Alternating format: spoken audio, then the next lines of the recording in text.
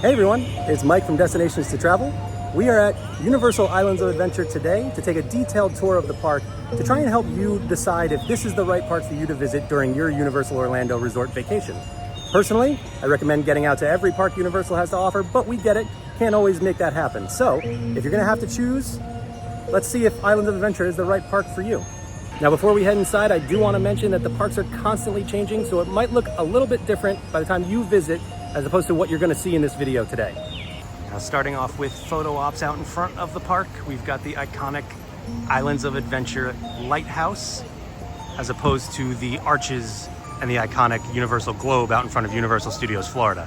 All right, so right here at the entrance to the park, if you make an immediate left, you will find the Lost and Found, as well as rentals for strollers and wheelchairs. And just beyond that, you will find locker rentals. And if you walk through the gates and make an immediate right, you will find guest services and first aid. Now, as you walk through the gates, you'll see right in front of you, this area is called Port of Entry. So Islands of Adventure has very themed lands as you make your way around the park, and we'll see that as we do our lap here. But I also want to point out Islands of Adventure Trading Company, that is the big gift shop right at the entrance to the park. And then on the other side, you will find Expedition Photography. This is where you'll pick up your photos. If you purchase any photo package or anything like that, there's also merchandise inside there as well. And as you continue in on this side, you'll see the photography store also feeds into the candy shop, as well as the Port of Entry Christmas shop. As you make your way through Port of Entry, you'll find more merchandise and more food. On the right, you'll find Croissant Moon Bakery. And then at the very end, just past the caricatures here, you will find the entrance to Confisco Grill. And then right across from Confisco, you will find your Starbucks. So each park has a Starbucks location. There's also a location out on City Walk. So if you have to get your caffeine fix, you can do so right here. Again, right at the end of Port of Entry. So right back this way is where the park entrance is. So the way Islands of Adventure is laid out, when you reach the end of Port of Entry, you do have a decision to make. You can go to the left and head towards Marvel Superhero Island, or you can head to the right and head towards Seuss Landing. I know you can't really see either one of them from here, but you do have to make that decision. I personally tend to go right into Seuss Landing to make my way back towards the Wizarding World and then eventually Jurassic Park, but it depends on what you're here for. One thing that sets Islands of Adventure apart, a little bit at least, from Universal Studios Florida is these sort of off the beaten path areas. There's a lot of sort of nooks and crannies to this park that give you some really amazing views. So here's a good sort of overview of Islands of Adventure right here. To my left, we have Marvel Superhero Island.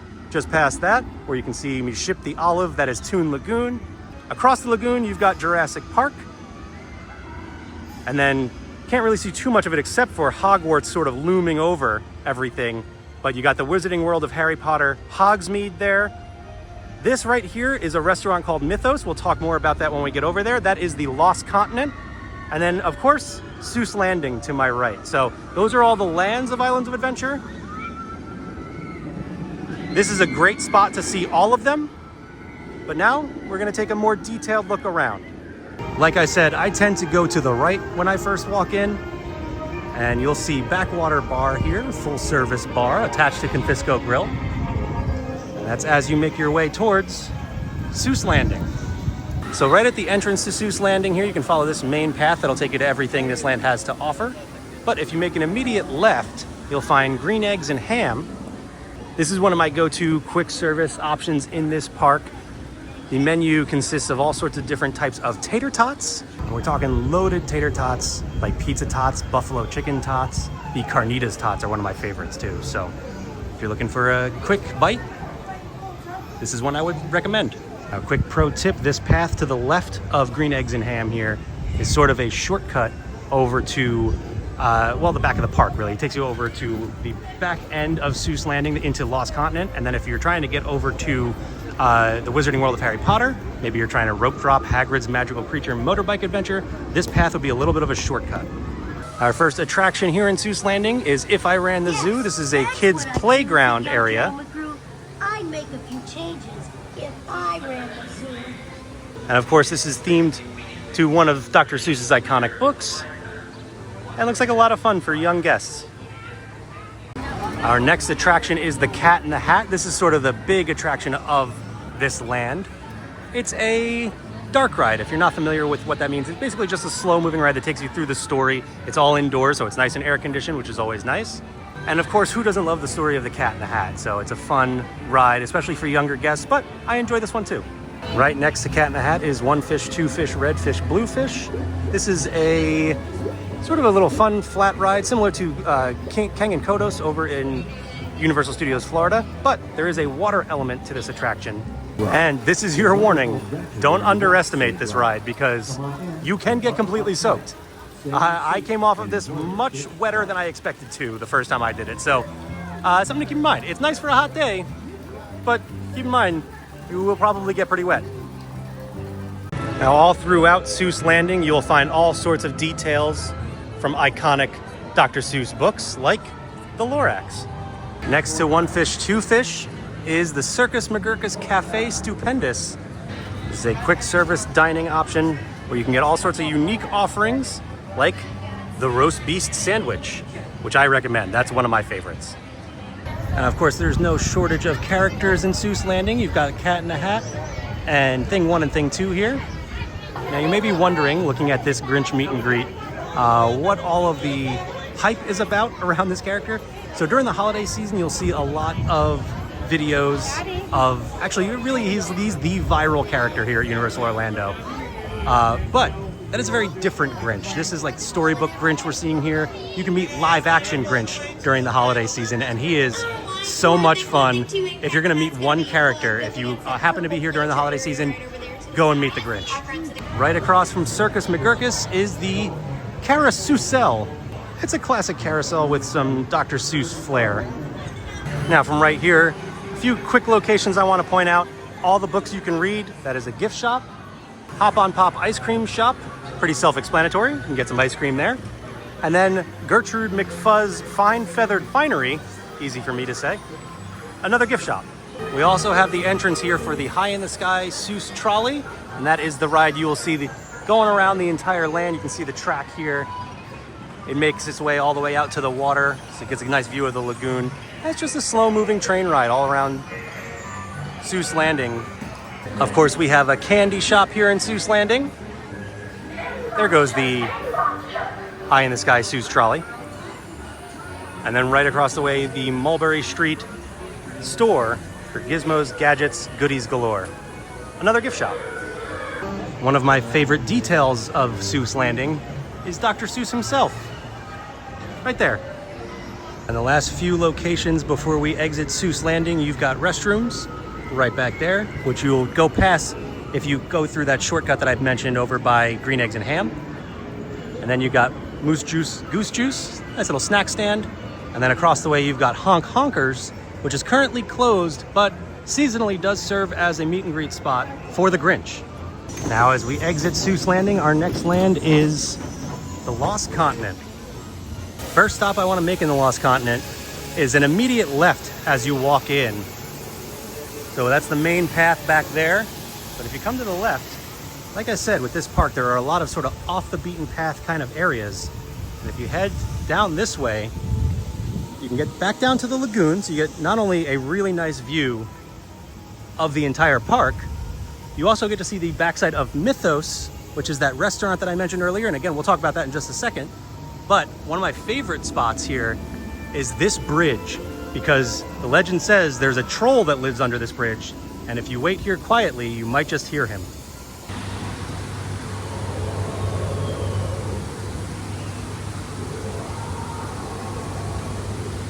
All right, I've mentioned it a couple times now, but we have finally reached Mythos.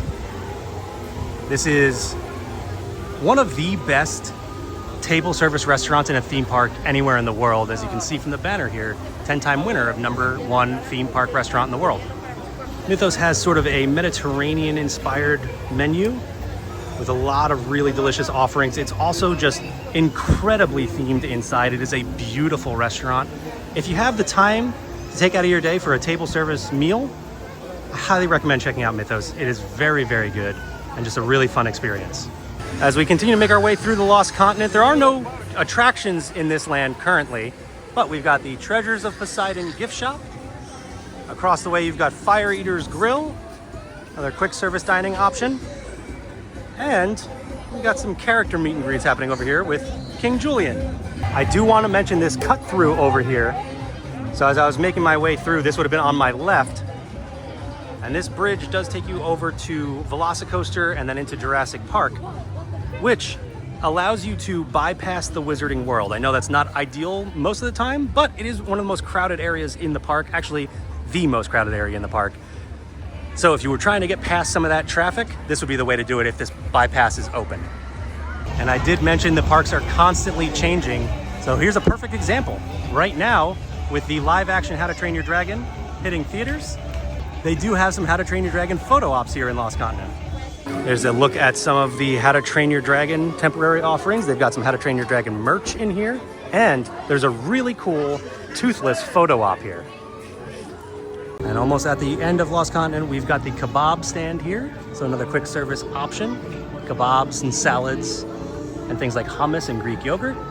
And right behind where we saw that Toothless photo op, you can find another first aid here. So there is a location here in Lost Continent. So if you're in the back of the park and you need first aid, you do not have to go all the way up to the front of the park. You can find a location right here in Lost Continent. Two more things to point out here in Lost Continent. First, this is the Magic Fountain, and believe it or not, this is a character meet and greet. So you can talk to this fountain occasionally. You'll be out here interacting with guests and occasionally soaking them. So if you don't want to get wet, maybe don't stand too close. And right next to the Magic Fountain is the All Hallows Eve Boutique. This is a store that changes out seasonally, but this is where you would find your Halloween Horror Nights merchandise in this park. But you'll also see Mardi Gras themes and holiday themes to this store. And now as we exit the Lost Continent, we reached the Wizarding World of Harry Potter, Hogsmeade. The first location is actually just outside the gates of Hogsmeade. This is Hogsmeade Station. This is where you would get on the Hogwarts Express over to King's Cross Station and London, and also the Wizarding World of Harry Potter, Diagon Alley, located over in Universal Studios, Florida. So this attraction is unique in that it is the only attraction that requires a park-to-park ticket in order to experience. This attraction, again, does take you over from Islands of Adventure over to Universal Studios and vice versa. So you cannot get on this attraction without a park-to-park ticket. Like I said, the Wizarding World is going to be the most crowded area of the park. You can see the crowds moving through this area right now. We also have the Hogwarts Express photo op out here. Occasionally you'll see the conductor out here taking photos with guests. And there's also just a lot to see in Hogsmeade. How's it going over there? Hi, good, how are you? I'm doing well, thanks. I'm having a day, you know. It's not too busy with the muggles today. No. It's been alright. Well, it's very hot. I'm sure a lot of them are trying to find some air I've conditioning. got a coat on. Right. And the snow's keeping me cold. Yeah, that makes sense. Well, thank you. Does it make sense? I don't know. Heading into Hogsmeade, our first stop is Honeydukes. This is, of course, the iconic candy shop where you can get things like chocolate frogs, every flavor beans, and all kinds of other wizarding concoctions. There are, of course, interactive wand locations around Hogsmeade as well. Again, you'll find those medallions on the ground. And if you have an interactive wand, you can sort of play the game as you make your way around Hogsmeade. And just in front of Honeydukes, you will find a butterbeer cart where, of course, you can get your butterbeer, both frozen and cold. And across the way, you'll find Hagrid's Magical Creatures Motorbike Adventure. This is the attraction in Islands of Adventure. It's going to have the longest wait all day long. People are going to rope drop the park and rush to this attraction. You can see it currently has a 90-minute wait time. They did, however, just recently add Express to Hagrid's, so you can purchase an Express pass and take advantage of a much shorter wait time to experience this really amazing attraction. It is a coaster, it's a thrill ride, it's one of the most exciting attractions in really any park in the world, so highly recommend it if you are up for a thrill ride. And again, you can purchase Express to take advantage of a shorter wait time. Of course, you do need lockers for Hagrid's, as you would for any coaster or any thrill ride. And lockers are provided for any attraction that requires them for the duration of your ride experience. Right next door to Honeydukes, you will find the Three Broomsticks. This is the primary dining location in the Wizarding World Hogsmeade and offers all sorts of British favorites like fish and chips. And of course, you can get your butterbeer here as well. And kind of attached to Three Broomsticks, you will find the Hogshead Pub, where you can get some wizarding brews. There are beers made specifically for the Wizarding World of Harry Potter, and you can find them right here at Hogshead, as well as some additional drinks and cocktails and things like that. Continuing through Hogsmeade, you'll find the Owl Post, which is a gift shop, and right next door is Ollivander's, the iconic wand shop, which is a shop where you can buy interactive wands, but also a show experience where you can let the wand select you. As you reach the back of Hogsmeade, you'll find a stage here where you can see a few different shows throughout the day, including the Frog Choir, which is a lot of fun. There's also the Durmstrang, which is a little bit of like a stunt type of show, which is pretty fun. So yeah, there's throughout the day, there's just various shows happening on this stage. And of course, you will also find Hogwarts back here. This is not just an incredible photo op, but also an incredible attraction. This is the home of Harry Potter and the Forbidden Journey. This is definitely a thrill ride, and if you're a Harry Potter fan, it is certainly a must-do. It can be a bit motion sickness inducing, so if you're somebody who deals with motion sickness, that might be an issue for you. It does not use 3D glasses, so that is a plus, but it is a unique blend of screens and live sets that makes for one of the most exciting attractions. This is one that absolutely blew my mind the first time I experienced it. So if you have not done this attraction yet and you are up for a thrill ride, absolutely check out Harry Potter and the Forbidden Journey. And again, it's easy to find. It's the giant castle at the back of the park. Found right across from Hogwarts, you'll find Flight of the Hippogriff. This is a family coaster. It's a fun little ride. Not too much to explain here. I mean, you can see what it does. Here it goes right now. But it's a fun little attraction. It's a fun little coaster. All right, now that we have made it through the Wizarding World of Harry Potter, we are about to enter Jurassic Park. First things you'll see as you enter Jurassic Park, from this side at least, are a couple of snack carts. You got the watering hole and then a little popcorn stand here. But we're gonna head up to the left towards Velocicoaster. So again, if you took that bypass that we took a look at earlier, you could skip past the Wizarding World and come right back here to the Velocicoaster area, if you're just trying to get past some of the traffic. As the name implies, Velocicoaster is a very intense attraction. It is obviously a thrill ride, it is a coaster. As you'll see this giant drop right here. It is an incredibly fun attraction, it's very smooth. One of my favorite coasters in the world. If you are a fan of coasters, this is a must-do attraction. If you're not a fan of coasters, you're gonna wanna skip this one. This is actually a good time to mention as well that Universal will have test seats out in front of their attractions, so you can get an idea of whether or not you can actually experience the attraction. I should also mention that Velocicoaster does require lockers, but you won't find lockers outside. That's because they are found inside the queue, and this was the first attraction to utilize the double-sided lockers here at Universal Orlando. So you will put your things into a locker on one side, and you'll get them out on the other side to reduce traffic. And just out in front of Velocicoaster is the Jurassic Park Discovery Center. There's actually another entrance sort of in that main circle around the park, but we're gonna head into this back entrance here and take a look around. So the Discovery Center is actually home to a few different things, including the Velocicoaster store here. You'll find another gift shop upstairs. You'll also find the Burger Digs, which is a quick service restaurant, as well as some fun interactive elements and dinosaur exhibits. Back outside, you will find a couple of dinosaur photo ops on either side of Jurassic Park, including this one right here with the Spinosaurus from Jurassic Park 3 and the iconic Jurassic Park Jeep.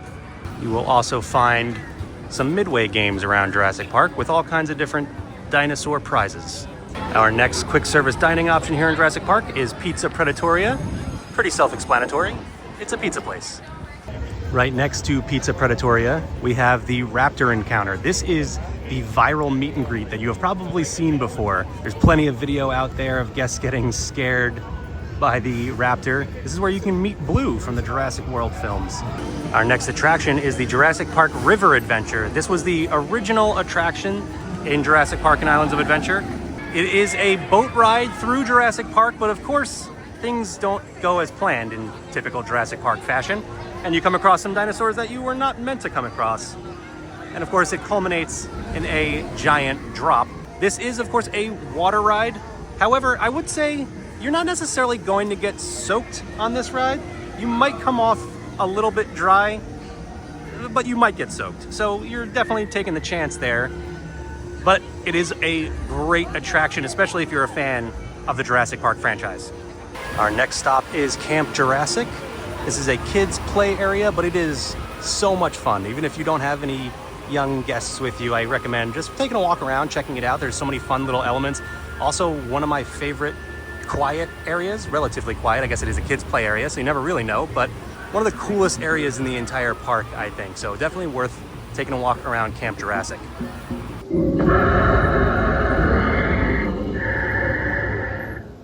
It's a weird experience having to talk over dinosaurs, but Camp Jurassic is also where you will find the entrance to Pteranodon Flyers. This is a glider-style roller coaster, and it's unique because adults must be accompanied by a child. Just wait for the dinosaurs to finish. Children between 36 inches and 56 inches may ride. Guests over 56 inches must be accompanied by a child meeting this requirement. Guests under 36 inches may not ride. So, it's the only attraction at Universal Orlando I have not been on yet. And I'm hoping to change that in the near future. By the way, those dinosaurs that were interrupting me was because of these footprints here. So you'll see these footprints and you step on them and you get the corresponding roar that goes with that dinosaur. So my guess is a T-Rex for that one. See, this one will be different. Hadrosaur? Here is that other photo op I mentioned earlier. This one, of course, with the more recognizable T-Rex, although no Jurassic Park Jeep here right now. There is usually one out here. Might be just getting some touch-ups. And our final stop in Jurassic Park is Thunder Falls Terrace. This is another quick service dining location with things like ribs, wings, rotisserie chicken, beer and wine, and other options. While I guess there's some debate as to whether or not this is still technically in Jurassic Park, I would say we're kind of in between lands right now. So out of Jurassic Park, but not quite into our next one, which will be Toon Lagoon. But we have an attraction here. This is Skull Island Reign of Kong. This is a fairly slow moving attraction that utilizes 3D to put you right in the middle of Skull Island and all the action that comes with it, including, of course, the iconic King Kong himself. This is a really cool attraction, especially for the Kong animatronic. Not to spoil it, but really worth riding this attraction just to see that. And now that we have passed Skull Island Reign of Kong, we've reached our next land, which is Toon Lagoon. The first attraction we come to in Toon Lagoon is Dudley Do-Right's Ripsaw Falls. This is a classic log flume attraction. Toon Lagoon is actually home to 2 water-based attractions, and unlike Jurassic Park River Adventure, you are not going to come off of these dry. You will get completely soaked. Now, as we keep following this main path, we will come across a statue of Popeye, and you'll want to make a left to get to your next attraction. And that would be Popeye and Bluto's Bilge-Rat Barges. This is a traditional rapids type of attraction, but again, you will not come off of this attraction dry. You are going to get completely soaked. They pretty much do everything they can to guarantee that to be true. I'll also take this opportunity to mention, we saw Dudley Do-Right's Ripsaw Falls at a 65-minute wait, and Popeye's is only a 15-minute wait. So my biggest tip for that is download the Universal Orlando Resort app, because you'll have the wait times right in your pocket all day long. So if you see that something has a short wait time like this, you can take advantage of it.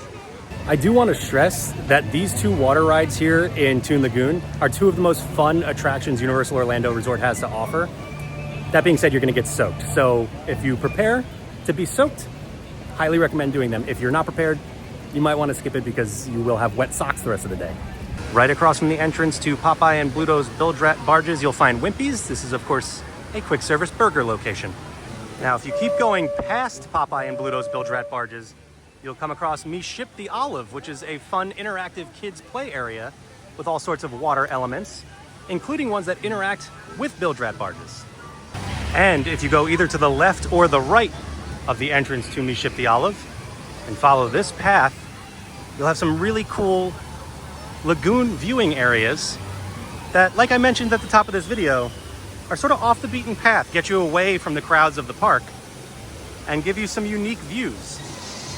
It's a really fun element of this park that you can kind of get away from that main path and get out to these lagoon viewing areas and just sort of enjoy, again, not quite quiet, but less noise from the rest of the park. Back out on the main path through Toon Lagoon, we come across Blondie's. This is one of my go-to quick service locations here in this park. Blondie's, of course, home of the iconic Dagwood sandwich, but don't worry, you're not getting crazy things like a full fish or lobster or sausage on your sandwich here. Just more of a traditional deli sandwich. I like this location because it offers some alternatives to the typical fried food like burgers and chicken fingers, which are also great, but on a hot day, you might want something a little bit different. One of the things I'm realizing is getting a little bit lost in this tour is just sort of the elements of the land itself. So Toon Lagoon has all of these water elements and of course nods to your favorite comic strip characters like Betty Boop and Hagar the Horrible and Flash Gordon. A few other locations to highlight. This is of course the big gift shop of Toon Lagoon. Across the way you've got the Universal Orlando Annual Pass Holder Lounge. So if you're an annual pass holder, this is where you will find that. You've got Kathy's Ice Cream. And finally, the Comic Strip Cafe. This, of course, the big quick service dining option here, where you can get those fried options like chicken fingers and burgers. I do want to mention you will occasionally also find some character meet and greets throughout Toon Lagoon, especially right over here by this entrance. You'll find characters like Betty Boop, Popeye, and Olive Oil. And as we reach the far side of Toon Lagoon, you'll find some more Midway games with a wide variety of prizes. And now we have reached our final land here in Islands of Adventure, Marvel Superhero Island. One of my favorite details of this land is all the art was done by iconic Marvel Comics artist Adam Kubert. However, he was not allowed to sign his work, so what he did was snuck his name into a bunch of these characters you'll see around. So there you can see Adam right up there. Now our first stop is going to be Captain America Diner, where you'll find your typical theme park fare, and as they say, all American entrees like burgers, sandwiches, chicken salad, fries, and more. I also want to mention that just behind Captain America Diner, you will find another one of those off the beaten path type of areas that provide you with some really nice views of the lagoon, as well as a little bit of a quieter environment. Right across from Captain America Diner, you will find Comics, which is one of my favorite gift shops anywhere in the parks. You'll find typical Marvel merchandise in here, but also some really, really cool collectibles. I should explain, you'll see some of these buildings with very basic names like Diner and Comics. This is because you're stepping into a comic book. So all of these buildings are meant to just basically be in the background. They're very generic. So you're not gonna see specific names like Captain America Diner, which is the name of that location, but the signs will just say things like Diner and Store and Arcade and Comics.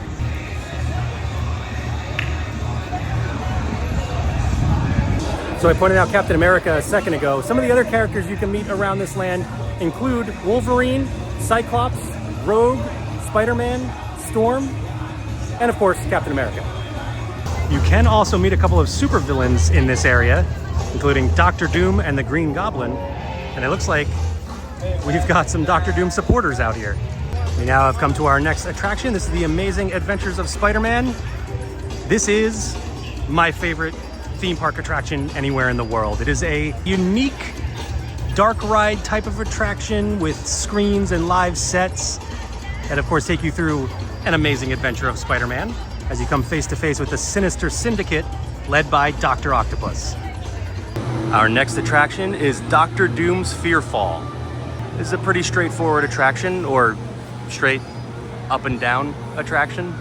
It is just a tower that launches you straight up, and then you sort of gently drift back down. It's definitely and obviously a thrill ride, so if you have an issue with heights, it's not gonna be for you. but you do get some really amazing views of the resort and of Orlando from up there. So if you don't have a problem with heights, I recommend it. And if you're a Marvel nerd like me, you'll love the subtle references to characters found throughout this land. Characters like Ghost Rider and Daredevil and Thor. Right up at the front of Marvel Superhero Island, you will find Cafe 4, obviously themed to the Fantastic Four. And again, you'll find some traditional options here, pizza, salads, sandwiches, and things like that. There are also 2 more attractions up at the front of Marvel Superhero Island, and we will start with Storm Force Accelatron. This is of course themed to the iconic X-Men known as Storm. It is essentially a teacups type of attraction with heavy winds blowing in your face, which only add to the experience. And last but certainly not least is the Incredible Hulk Coaster. The Incredible Hulk Coaster is maybe the most intense coaster I've ever been on in my life. If you're not a fan of coasters, this is not for you. Even if you are a fan of coasters, just be prepared. This is one that's gonna rattle you around a little bit. It is a really, really fun ride. It's an incredible coaster. It's one of the best in the world, but it's also very, very intense. You know, fitting of the name, Incredible Hulk. So if you're not looking for a major thrill ride, this is not the one for you. But if you are looking for a thrill ride, this is one of the best. You do, of course, need lockers for the Incredible Hulk coaster, and you will actually be going through metal detectors for this coaster, so you will have to put your phone in a locker as well, and the lockers will be found just across from the entrance. So exiting Marvel Superhero Island brings us full circle, and we are back now to port of entry. So let's head into the trading company and see what kind of merchandise you can grab on your way out of the park. Of course, specific merchandise will change out rapidly, so you'll see all sorts of different things whenever you visit. But here is where you'll find merchandise themed to your favorite properties like Harry Potter, Jurassic Park, Marvel, Minions, and more. So that's going to do it for our detailed tour of Universal Islands of Adventure. I hope this video helps to prepare for your vacation or to choose whether or not this is one of the parks you will be visiting on your Universal Orlando Resort vacation. Again, I highly recommend checking out everything Universal Orlando Resort has to offer, but we get it, can't always get to everything. So if you're choosing, I hope this video helps. Of course, if you have any additional questions, you can always ask your Destinations to Travel advisor. And if you do not yet have a Destinations to Travel advisor, head over to d2travel.com or send us an email at info@d2travel.com and get in touch with one today. Of course, a Destinations to Travel advisor can also help plan your vacation, take all of the stress off of your shoulders, and let you just relax and focus on enjoying your vacation. Let them handle all of the heavy lifting. Planning these vacations is not easy these days. There's a lot of different elements to it, whether you want dining reservations, whether you're wondering if you should get express, which Universal Orlando Resort hotel to stay at. Again, let your Destination to Travel advisor handle all of that for you, and at the very least, answer your questions. And again, you can get in touch with a Destination to Travel advisor by heading over to d2travel.com or sending us an email at info@d2travel.com. While you're here, if you enjoyed this video, give it a thumbs up. If you haven't already done so, be sure to subscribe to our YouTube channel. We have all kinds of additional content here, whether you want room tours from the hotels. We occasionally do live streams in the parks. We do also have a detailed guide to Universal Studios Florida, so you can check that video out. We'll link it in the description below, as well as a comparison of the 2 parks, which will hopefully help you even more to decide which one you would like to visit. But that's going to do it for us today. Thanks again, everyone. And I'll see you all real soon. Bye. Destination